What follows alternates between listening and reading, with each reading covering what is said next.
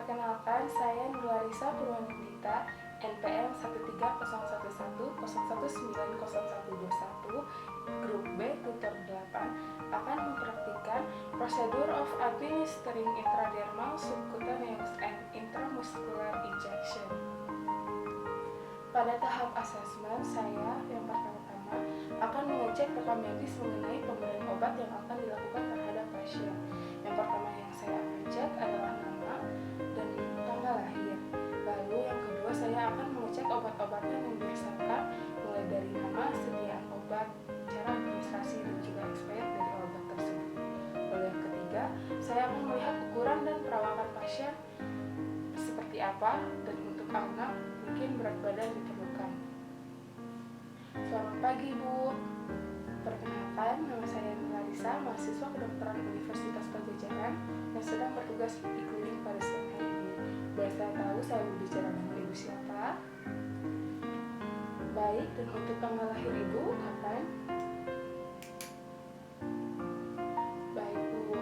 Untuk siang hari pagi hari ini saya akan memberikan obat dengan cara injeksi. Apakah Ibu sudah setuju? Baik, terima kasih, Bu. Baik, prosedur kedua dari administering intradermal subcutaneous dan intramuscular injection adalah planning. Planning yang akan dilakukan adalah pertama-tama saya akan mencuci tangan dan menggunakan handscoon. Lalu yang kedua, saya akan menentukan jarum dan spuit yang akan saya gunakan untuk administrasi obat. Lalu yang ketiga, saya akan mengumpulkan alat tangan.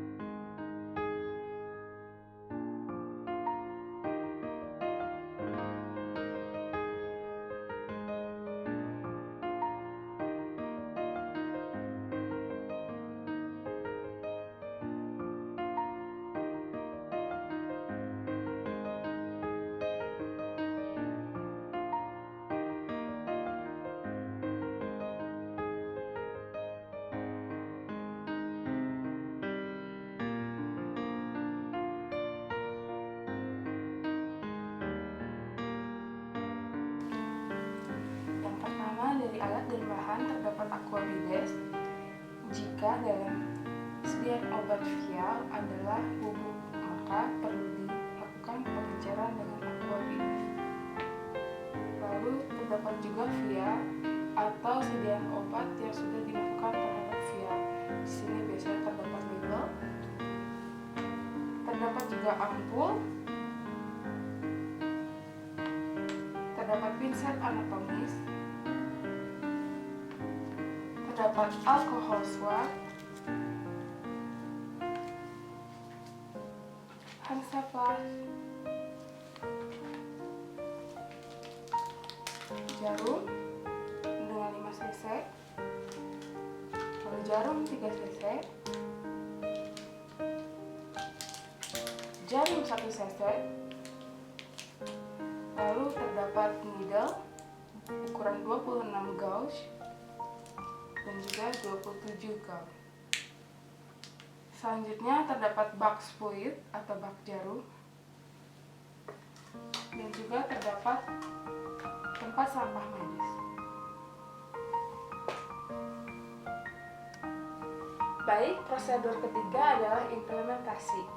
Yang pertama, saya akan membaca label pada obat yang akan diberikan, dari nama, sediaan, cara administrasi, dan juga expired dari obat tersebut.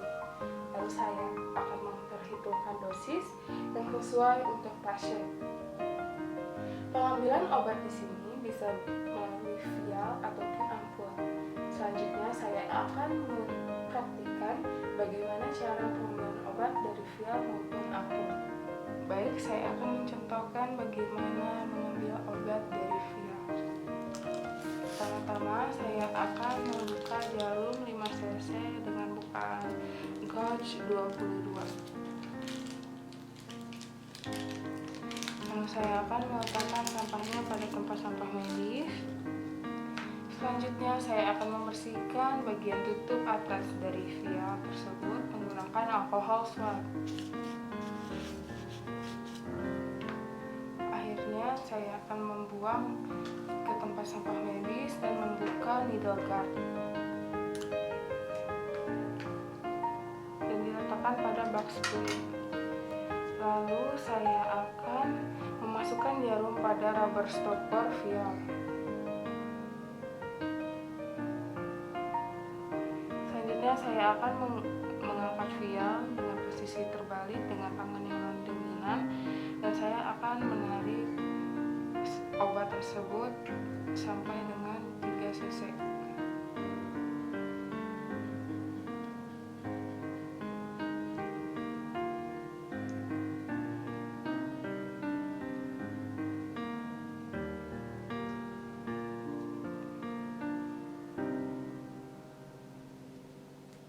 Selanjutnya saya akan mengeluarkan dan memastikan tidak ada gelembung udara dan mengecek kembali volume obat yang diperlukan untuk akurasinya. Cara untuk mengeluarkan gelembung udara dengan menjentikan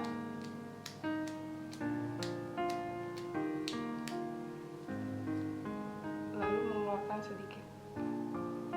Baik, saya akan meletakkan kembali needle guard dengan tidak menyentuhnya.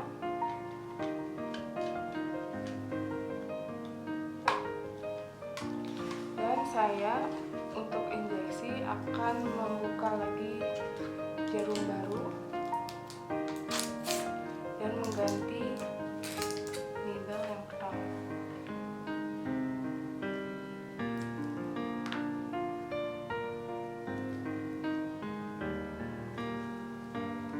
Spuit sudah siap digunakan.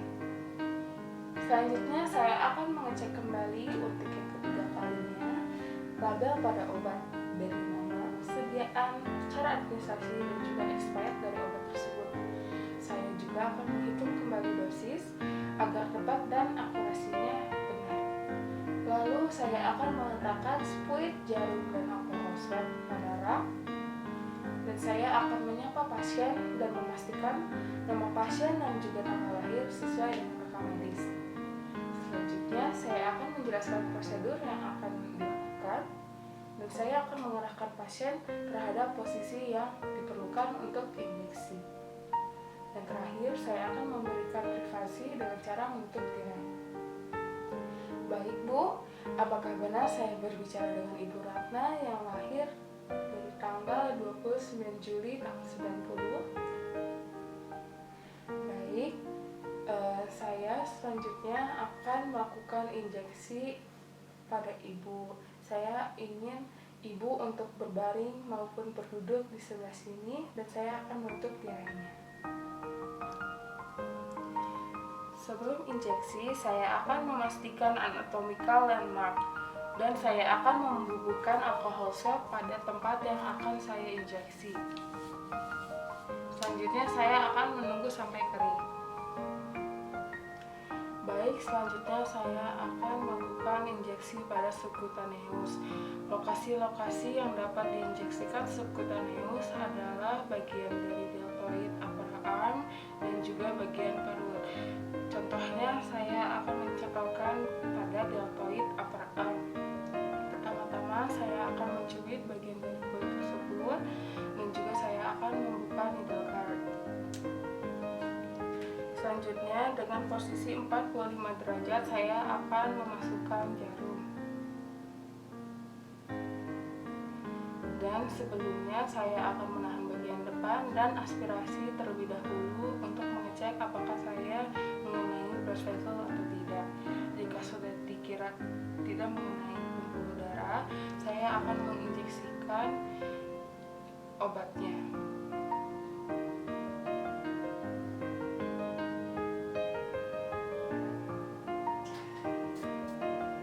Baik, setelahnya saya akan langsung untuk bagian yang diinjeksikan jika diperlukan saya akan membubuhkan Hansaplast dan dari needle dan juga spuit saya letakkan pada bak spuit dan selanjutnya akan menutup dengan needle guard. Untuk penginjeksian intramuskular dengan lokasi gluteus maximus, dorsal gluteal, deltoid upper arm, vastus lateralis dengan posisi outer middle guard, ini akan dilakukan dengan derajat 90. Pertama-tama saya akan mencontohkan injeksi pada gluteus maximus dengan meletakkan tangan dan akan memposisikan bagian yang diinjeksi di antara jari 2 dan jari 3. Setelah dirasa saya sudah menandakan, saya akan mengelap dengan alkohol swab dan menunggu kering. Setelah sudah dirasa kering, saya akan mengambil spuit dan juga membuka needle guard tersebut. Sebelumnya, saya akan menginjeksikan dengan sudut 90 derajat. Pertama-tama saya perlu mengaspirasi jika saya mengenai dari pembuluh darah pasien. Setelah dirasa tidak ada darah yang keluar dan tidak mengenai pembuluh darah, saya akan melanjutkan penginjeksian obat.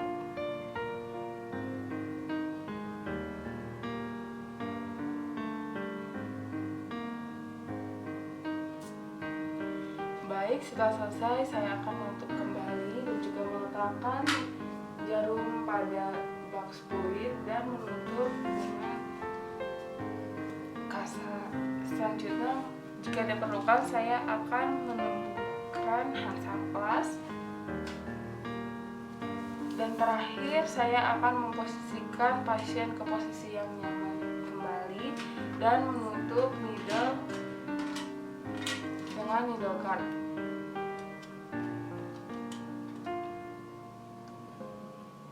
Selanjutnya untuk penginjeksian intradermal. Yang pertama-tama yang perlu diperhatikan, saya akan menyuntikkan dengan derajat 10-15 dan bagian bevel dari needle harus menghadap ke atas. Diperhatikan untuk adanya blanching dan juga wheals.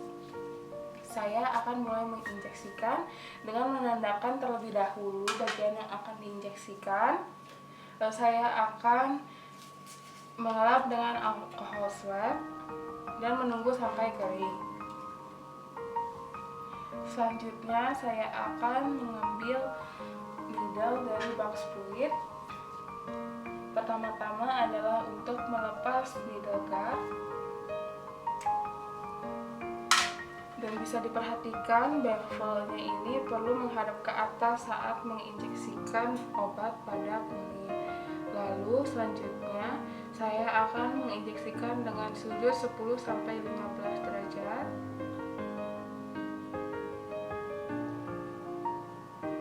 Dan saya akan menginjeksikan obatnya.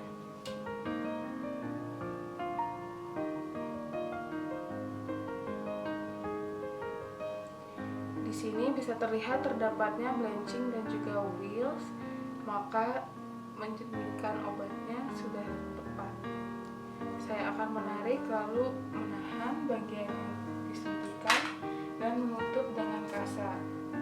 Jika diperlukan, saya akan menambahkan Hansaplast bening. Selanjutnya saya akan menutup needle dengan needle guard.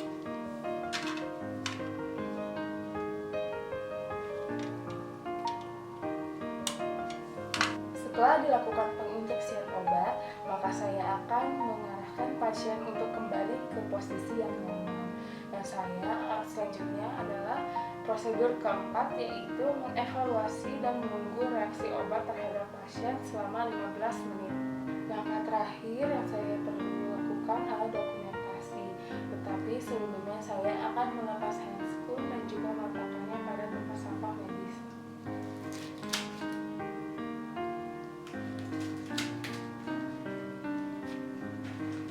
Pada tahap dokumentasi, saya akan mencatat tanggal dan waktu pemberian obat, dosis dan cara administrasi, entah itu subkutaneus, intradermal atau intramuskular.